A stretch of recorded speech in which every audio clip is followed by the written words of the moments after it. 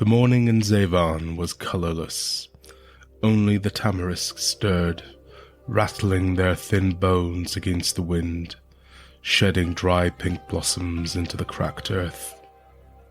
A black dog slept under the shrine's eaves, its ribs showing. The river sang to itself, low and sickly, like a man remembering better days. Mehrdad rose before the sun, as he had since he was a boy, before his father was taken by the fever, before his mother's silence set in. The sheep were already restless in their pen, and so was he. He washed his face with cold water from the stone basin and rubbed his hands together, staring at the grey light creeping up the valley. The air smelled of ash and tamarisk sap, and somewhere a rooster cried like it had been hurt. When he stepped outside, he saw the old woman again. She stood at the edge of the fields, where the poppies grew wild and red like tongues. Her veil was pulled low, her feet bare. She didn't speak, just watched the hills, head tilted as though listening for something distant and cruel. Mehrdad didn't wave. He didn't wave to Dana. She had lived through too much. 3 husbands, 2 wars, and the year without rain. They said she drank only water taken from the sacred spring, and whispered secrets to the dark soil. That she knew how to bind the dead so they wouldn't speak your name in your sleep. She turned and walked away, her shadow long on the barley stalks. That evening, after the sheep had been penned and the last of the barley cut, Mehrdad sat with his mother. The house was quiet, made of old clay and older prayers, with soot dark beams, and the scent of mint hung to dry above the hearth. She did not speak any more, but she listened when he did. Her eyes, cloudy and quiet, followed the smoke from the fire like it was telling a story she couldn't quite remember. He brewed tea with cinnamon bark and a single clove, the way she had when her hands were still strong, when she sang morning songs about lost kings and bitter figs. "There was a blood on the poppies today," he said. "More than usual. Thick on the petals like ink." She blinked once. "They say something's wrong in the hills. That a shepherd from Delvar saw his own shadow leave him, just walked off and vanished." A crack in the fire, a soft hiss from the kettle. "I saw Dana again," he said, softer now, standing in the barley, looking east. She had thorns in her hands. Later he joined the others in the tea house near the well, where old men with cracked feet and dark fingernails played backgammon and drank café, thick as river mud. The air smelled of dates, dust, and rusted metal. Arish the potter spoke without looking up from his board. His voice was like stone dragged across sand. "You know the story of Shirin the bride," he said. "She was from Kabeza, 3 valleys down. Years ago, married a man who dug wells. Good man, never raised a hand, but one day he dug too deep. The earth began to bleed. A thick smoke came up, and it whispered to him, and he forgot her name. Forgot water, forgot speech. Only muttered numbers. She followed him down into the dry shaft one night, with a lamp and a prayer. Found him smiling at a root shaped like a man's heart. He said, 'This one speaks.' She dragged him out, but he was hollow. No soul, just breath and shape. That same smoke crept into her chest, and from then on, all her children were born with no eyes." The men fell silent. A dice roll clicked. Mehrdad left early. He walked out into the fields alone. The moon hung low, yellow and bruised, its light broken by clouds like burnt wool. The tamarisks swayed even without wind. Their thin branches moved in slow spirals, as if stirred by something sleeping beneath the soil. The poppies pulsed like they were breathing. He stepped carefully between them, trying not to disturb their crimson folds. But each one he passed turned its face toward him. In the distance, he heard a sound that should not have been there, like a hand scraping a stone bowl, slow and patient, with purpose. He stopped. His heart felt too large for his ribs. And then it was gone.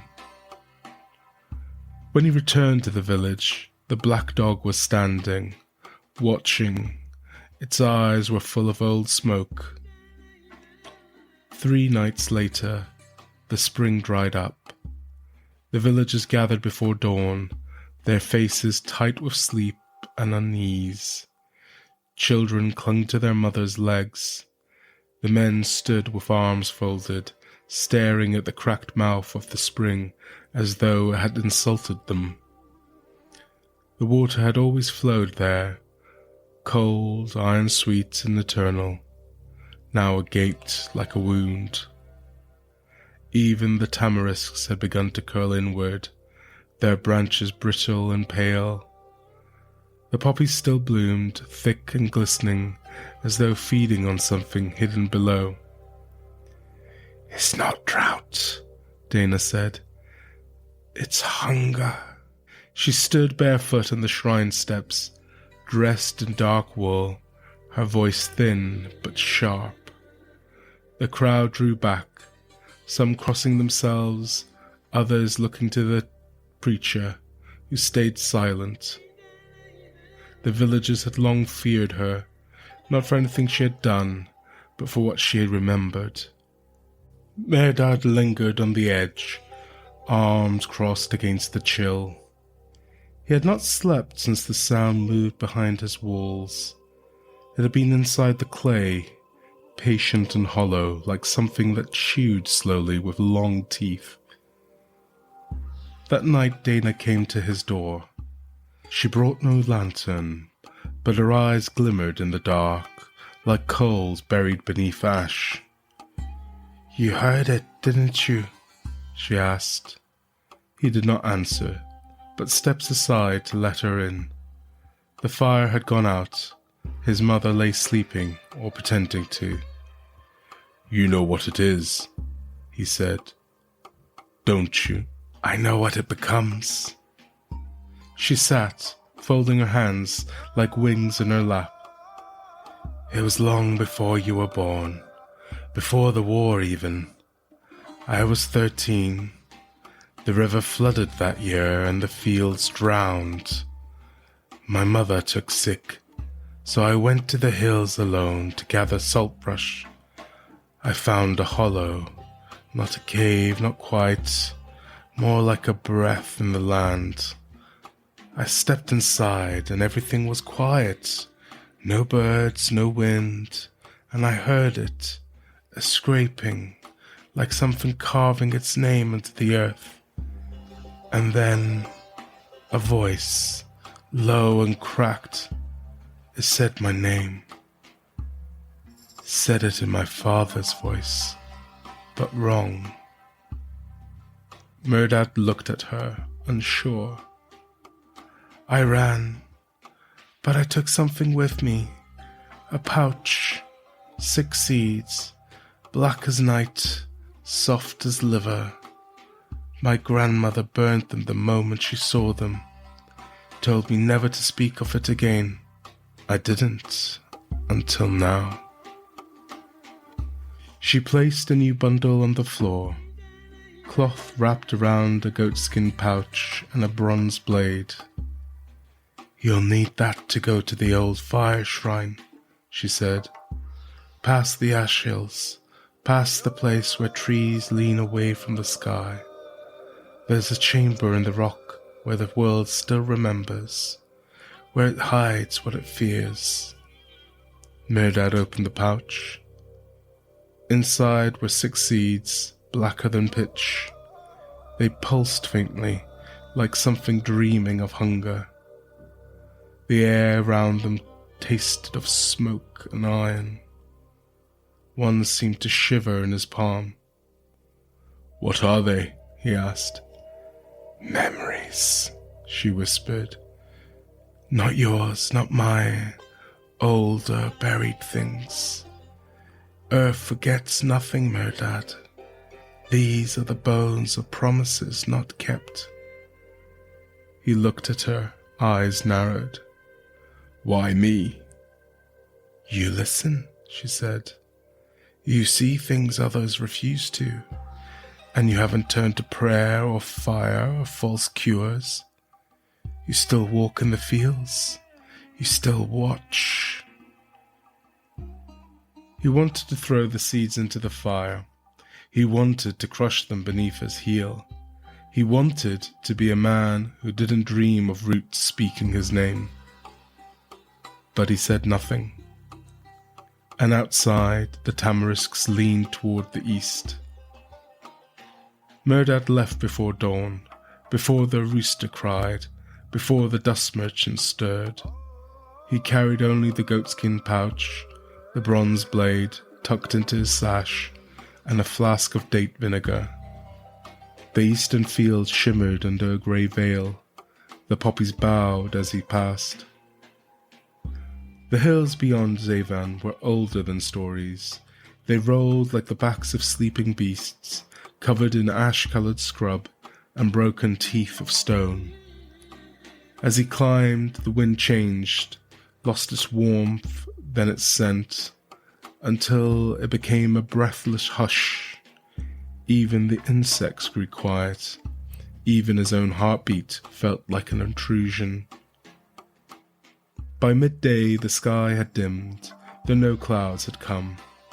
The world around the old fire shrine was made of silence and soot. Scorched trees stood with twisted limbs, their barks blistered and smooth like melted wax. The shrine itself was half-buried ruin, a cracked circle of black grass ringed with toppled columns. The stones gave off no heat, though they shimmered faintly, as if remembering flame. The air was too still, too expectant. Mehrdad stepped into the centre, and the wind began to move again, low and circular, like breath drawn in through clenched teeth. He knelt, opened the pouch. The 6 seeds spilled into his palm. They twitched just once, then they lay still. He placed the first seed on the ground and cut the edge of his thumb with the bronze blade. A drop of blood touched the seed. It dissolved. The earth stirred. It was not sound that came next, but presence, like a weight pressing inward from all sides, testing the shape of him. A voice rose, not from the air, not from the stone, but from within his teeth.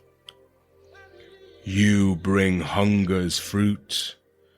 Do you know what it buys?" Mehrdad gritted his jaw.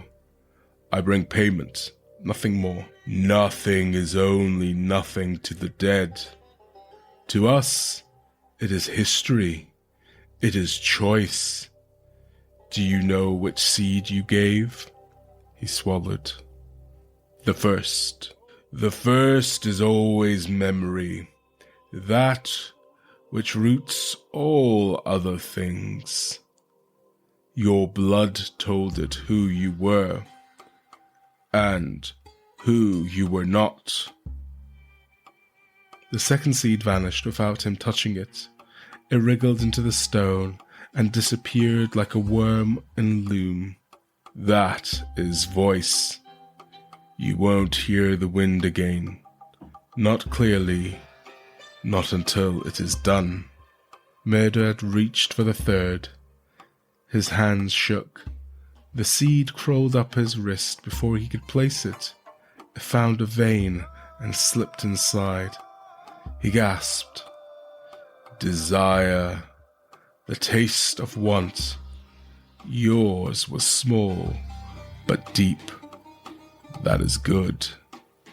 He fell to his knees, chest height, the blood in his arms burning. The fourth seed didn't wait. It leapt, landed on the cracked black stone before him, and sank. The wind began to rise, spiraling outward in wide, slow circles. Beneath the shrine, something turned. Pain. Not yours, not yet, but it is the part of the shape, part of the debt. The fifth seed pulsed. Mehrdad held it, breathed shallow. He whispered something, not a prayer, but a question. It made no sound you could hear. The seed cracked open in his hands. From it came a whisper, his mother's voice before the silence, singing to the bread as it baked. He wept.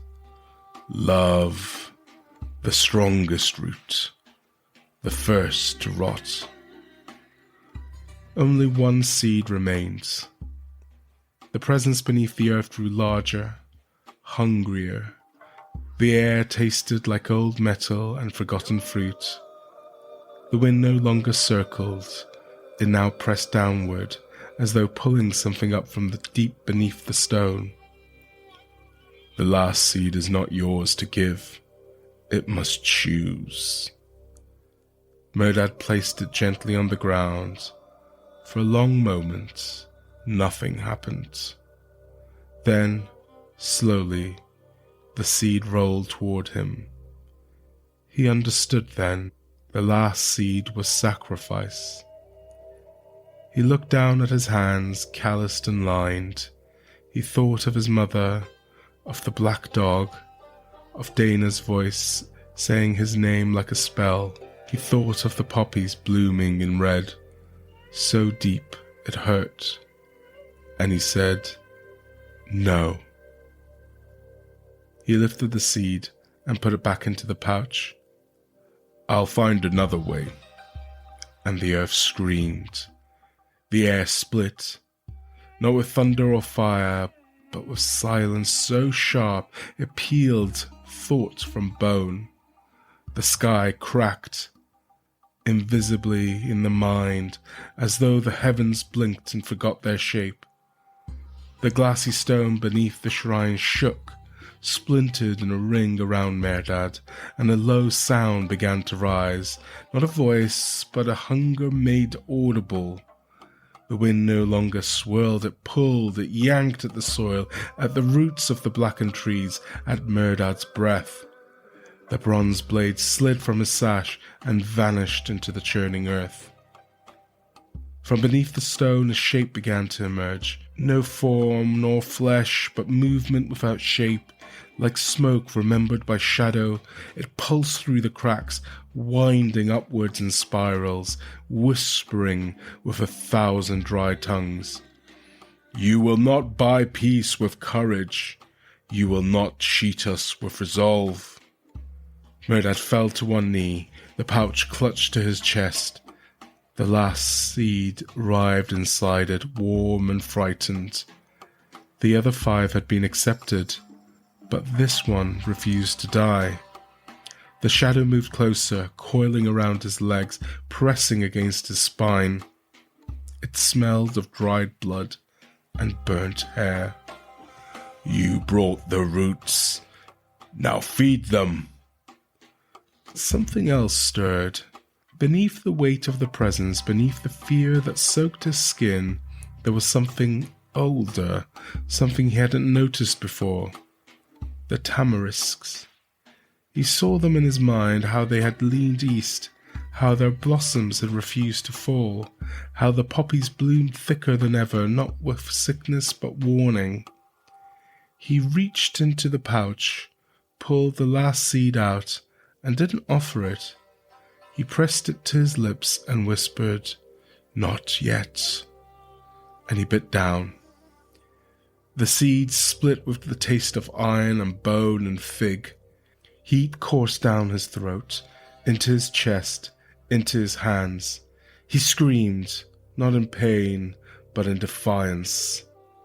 The shadow reared back, uncertain. The shrine flared with sudden light, not fire, but song, the echo of old prayers spoken by flame tenders long ago. A ring of black glass ignited like oil catching sun. The smoke twisted, screeched, and recoiled, swirling violently, lashing against the stones. And then it fled. It did not die, it was not defeated, but it was banished. For now. Mehrdad collapsed into the stone, his mouth scorched, his pulse hammering. When he awoke, it was dusk. The shrine was quiet, the wind returned cool and soft, and the trees no longer leaned. They stood still, upright, listening. He had not destroyed the hunger, but he had fed it something it could not consume, his choice, and in doing so, he had changed the story. Mehrdad returned to Zeyvan on foot, walking with a limp and the smell of ash still in his skin. The tamarisks watched him, no longer swaying.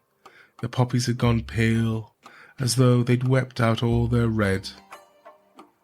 At the edge of the village, the black dog sat waiting.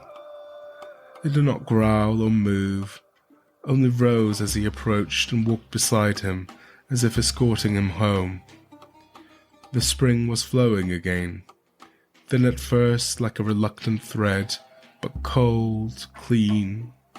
Children cupped their hands to drink, laughing too loudly, too brightly, the way people do when they've seen the edge and turned back from it. His mother was sitting upright when he entered. Her eyes were clear, the fog gone. She did not speak, perhaps never would, but she took his hand in hers and held it. He wept. That night he returned to the tea house. Arash and the others were quieter than usual. They made room at the fire without speaking. After some time, one of the young shepherd boys asked what had happened in the hills, what he had seen, whether the hunger was gone. Mehrdad said nothing for a long while. Then he leaned forward and said, "It's still there, but it listens now." They asked him if he had killed it. He shook his head. "It doesn't die. It waits. That's what it does best." Arash poured him tea. "So you made a deal?" "No," Mehrdad said. "I made a choice." And the room was quiet. Later, when he walked home, the wind passed through the tamarisks, whispering, not scraping, and the dog followed him only part way, then stopped beneath a doorway and lay down. Dana was there, waiting in his doorway. "You fed it something true," she said. "It hates that." He nodded. "The seed is gone." "You didn't need the shrine," she said, with a faint smile. "You needed the silence." She turned to go, then paused. "Things will grow differently now," she said. "The roots remember you." He did not ask what that meant. He simply stood there, listening. And in the dark, the poppies bowed their heads, not in fear, but in reverence.